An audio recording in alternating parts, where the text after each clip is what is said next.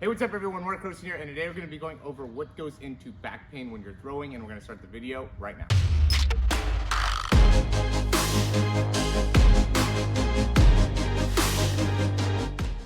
All right, so really there's two main things that are going to go into this, and we're going to cover them both pretty extensively, so you should be able to get all the information that you need to be able to fix any type of lower back issues that you're feeling, whether it's during the throw or after the throw, or after a throwing practice. So as always, if you like the information, go ahead and click that thumbs up down below. That really helps us out a ton. Subscribe to the channel if you haven't already, and if you have any questions, comments, recommendations, go ahead and leave those down below. We're gonna get started here. So first main thing that ends up impacting your lower back and what could have a big impact there would be just the lack of internal rotation. I am going to add a couple exercises into the video that helps you in being able to actually achieve this. And even if it ends up being more of the load in the second part of the video, I would still even work on this range of motion in the hip to be able to get plenty of internal rotation in that area, just because that's going to be really beneficial for you. So what ends up happening is that as you're coming forward, there's people that will end up really just focusing on just creating this lateral movement here and won't really get much of an internal rotation. And when you get that internal rotation, it causes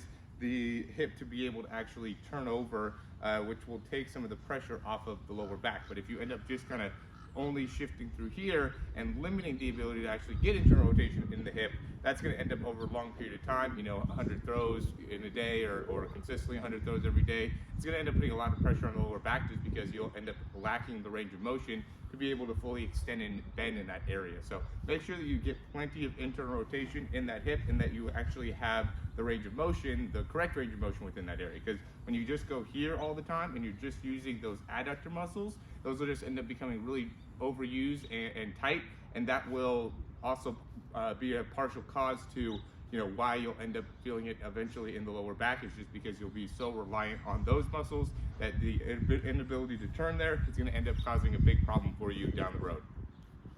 The next big thing, and this is really more of the common one, is going to go into really more of like the loading position and the load through the transition phase.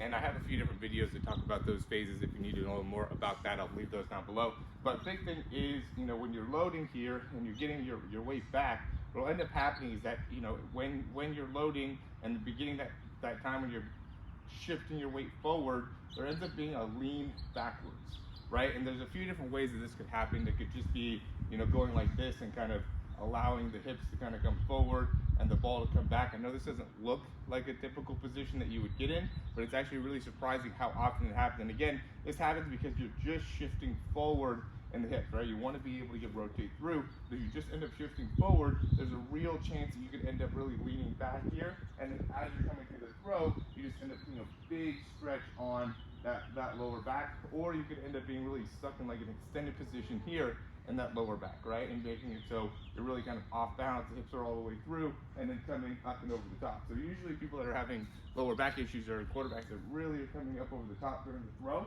and that ends up really causing the spine to almost bend backwards as they're coming through, which over a period of time, again, is going to end up causing a issue in the lower back. A lot of times this isn't something that's going to happen in just like one throw or 5 throws or anything like that. It's going to happen over a period of time. You're going to be able to kind of work through it. It's not going to be a big issue, but then it's going to keep on getting worse and keep on getting worse and keep on getting worse. So the big thing I would say that you want to be able to address there is there's going to be some mechanical things that you want to be able to change in limiting how much extension you're getting. And the way to limit more the extension is to be able to get more internal rotation of the hip, right? So as soon as I'm here, I start to go like this, it immediately takes some of that pressure off the back. But once I'm stuck here, I'm just moving in this direction like this, I keep a lot of pressure on that lower back, and that ends up being a main part of the issue here. So that ends up being a big part of it, is just fixing out the mechanics. But we also want to be able to get the right range of motion within the hips.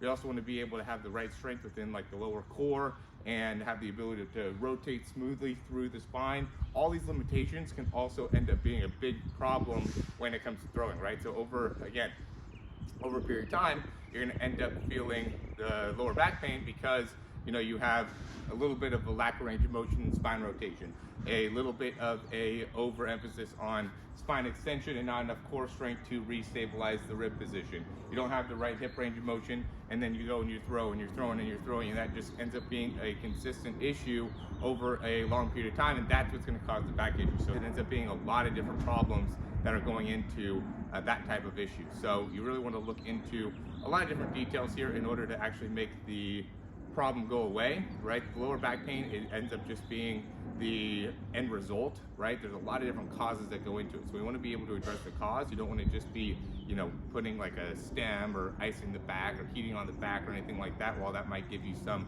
short-term relief, you do want to go after the more long-term relief, which is going to be being able to fix some of the things within the body that would actually cause that lower back pain in the first place. All right, so as always, guys, thanks for watching these videos here. If you're still watching and this ends up being really beneficial for you, again, click that thumbs up down below. That's all I ask. That really helps us out a lot, and it is free, just like for you to subscribe. Thanks for watching. We'll talk to you soon. We did a 90-90 position here, and the key is I really want to keep my feet locked in, keep my elbows down. I'm just going to shift my my weight to the other side, or just kind of move my hips to the other side, just working on internal, external rotation here. Okay, and then what I can do as I get better at this is I can go over and I'll push my knee down and I'll lift up my hip. Okay, and I'll go to the sides, push my knee down, lift up my hip, and now I'll kind of get that outside part of the leg going.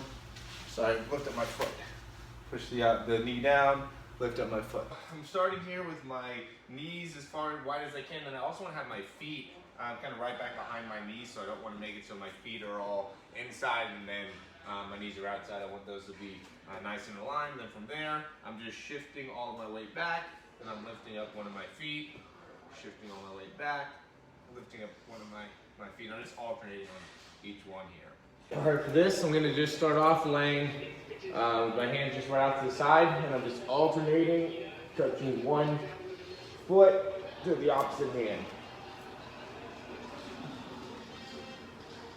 All right, so what we're gonna do here first is I'm gonna take my opposite hand, so my right hand here, and I'm gonna grab, really it's more of the outside part of the calf. It's not really the foot, it's more calf. So I'm grabbing the back behind my calf. And then from here, I'm actively pushing this right hip back as far as I can. And it really makes it so I can stretch out that lower back. Also, I'm keeping my knees straight. If I need to, I can go further down into closer to my Achilles and then push it back with my hip. The key here is you want to keep this arm straight, and you also want to have the hand right underneath the shoulder joint. And I'm going to bring my left hand through as far as I can, reaching across, and then I'm going to come up and go as far as I can up over the top, and then just rotate back through and back over the top.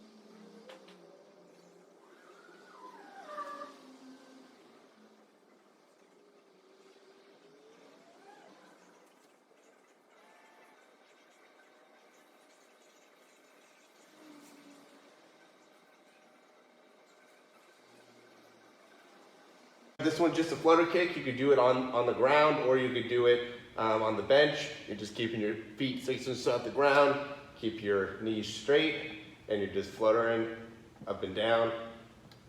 All right, key thing here is we want to keep our legs together. Okay, also you want to think about keeping your shoulders down the best you can as you shift your weight side to side, controlling that spine. Also make sure you're controlling your breath.